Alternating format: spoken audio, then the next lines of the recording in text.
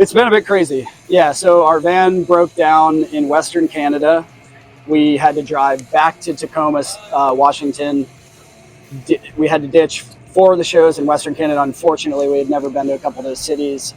We just did Vancouver, which was an amazing show. So that really was a bummer for us, but we had to do it.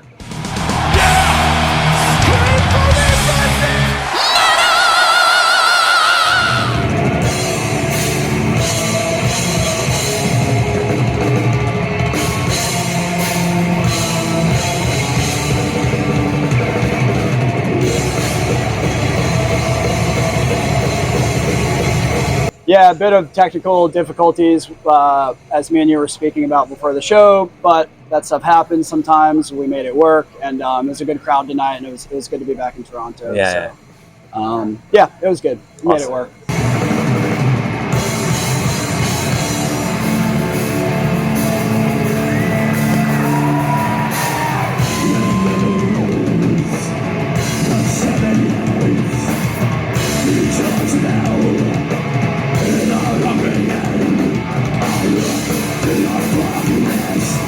I would say rediscovery because we recorded it, in August, started August of 2021. It ended in February of 22. So we did shows all throughout 22 with the album already done, but we couldn't play the album. So we didn't start relearning how to play some of these songs until earlier this year, or the end of last year. So like Shadowlands is brand new for us to play. Seven Thunders has been around for a little bit. Holy Dark we've been playing since 2021. We've kind of introduced that early, so that's older news, but it's still really cool to play that when it gets a good crowd reaction. But Ethereal Fire, Invictus, with Fury and Allegiance, those are all great live songs for us to play, and fairly new for us, even though the songs date back to 2020, 2021.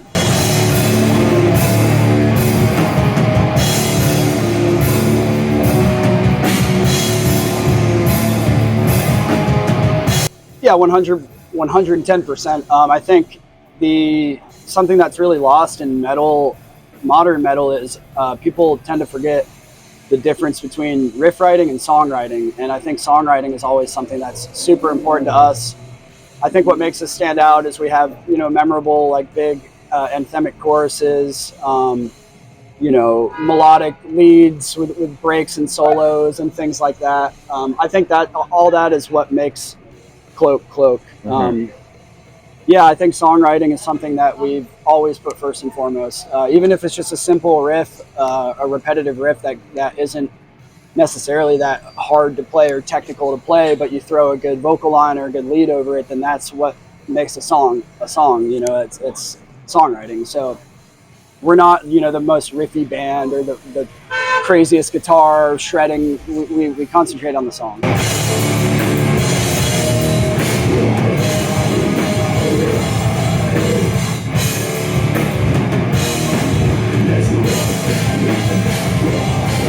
Oh yeah, I love Satirica. I love all of the Satyricon stuff, everything from Dark Medieval Times to Now Diabolical to even their newest album. Now Diabolical is huge for us, especially during when we were first forming and doing To Venomous Depths and stuff like that. So I would say that's an influence. Behemoth's The Satanist was a modern record that we all loved. The MIDI kind of sections that we threw in was really me doing that during the demo process. I was able to add a lot of the orchestration myself, and then in the recording we just took what I did and made, amplified them and made them more professional in the studio. A guy helped us out with that. There are still real piano tracks.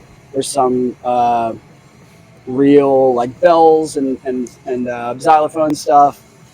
We had a real cello, not on this record, but on past records. But we always usually do real piano. But yeah, a lot of the horns, a lot of the synth stuff, the strings was orchestrated by me and Max, and then sort of made more intricate by a guy named Les from Atlanta. So it turned out pretty cool, and I think it's something that's definitely a bit different on this album for us. Even albums like the mid-era Dimmu stuff, like they do a lot of that stuff. That's definitely influential, especially for a couple of the members in their youth. I was a huge band for them. So, you know, just bringing like our youthful influences back.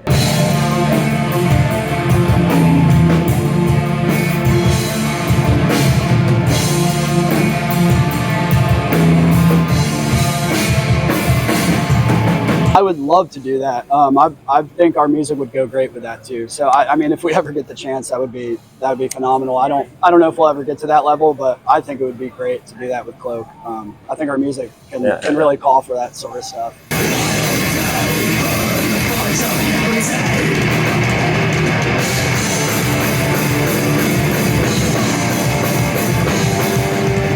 Well, we burn incense on stage too, so we're a bit used to it now. It does clog the lungs sometimes, but it adds to what we need to do. It's a good ingredient for us to. It triggers something in your mind saying, well, this is what we're going to go do.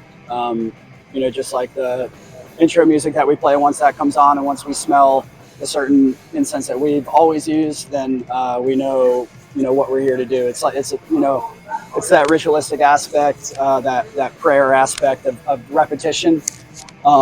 That gets you in the mindset for what we need to do.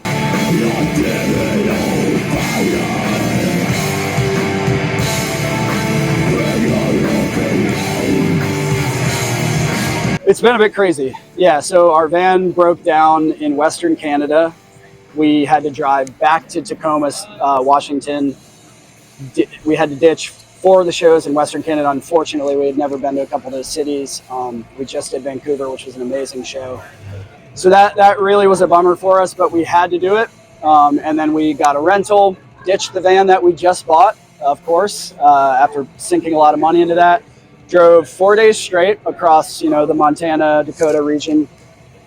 Met back with the tour once they got back in the States in Minneapolis, which was a great show. So it was nice to get back to the Midwest and do that. And Milwaukee was really great too after that. So that happened. And then Nate from UADA unfortunately had a family emergency, sadly, where he had to get home. We just learned that 2 days ago.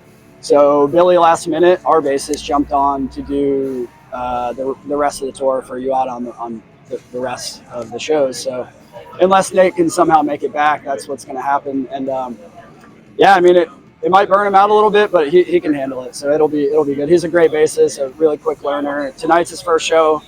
I can tell he's a bit nervous, but I think you know, I told him he'll be fine. So I think it'll be good.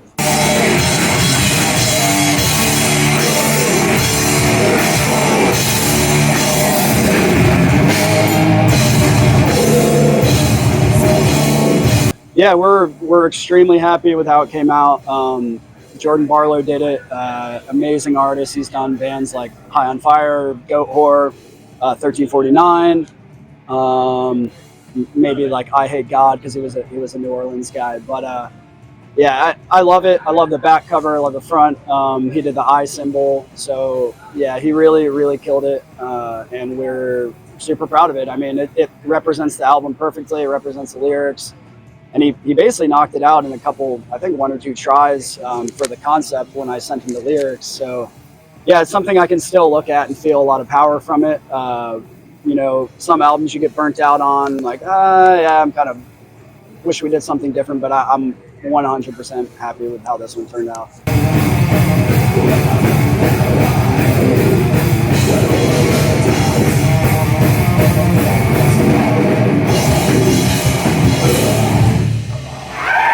You are awesome for watching this video. Click right here to see more content like it and subscribe to the channel.